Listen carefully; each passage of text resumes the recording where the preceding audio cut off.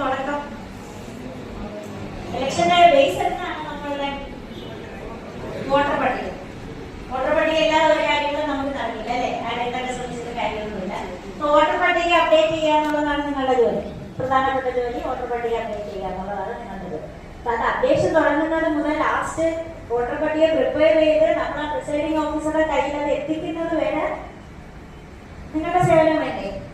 വേണം. ഇതിനിടയ്ക്ക് എന്ത് കാര്യം വന്നാലും നിങ്ങളെ വിളിക്കും അല്ലേ? DC അവിടെ നിന്ന് താഴോട്ട് വെളി വന്ന് ഏറ്റവും ലാസ്റ്റ് ആരിലെത്തും?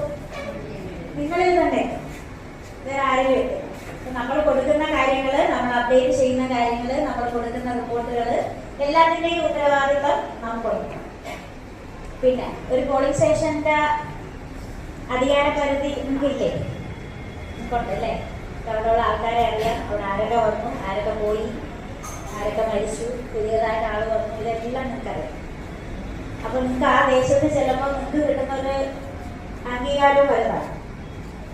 അതുപോലെ തന്നെ നിങ്ങളുടെ ഏറ്റവും വലിയൊരു സേവനം കിട്ടുന്നത് പ്രിസൈഡിംഗ് ഓഫീസർക്കാണ്.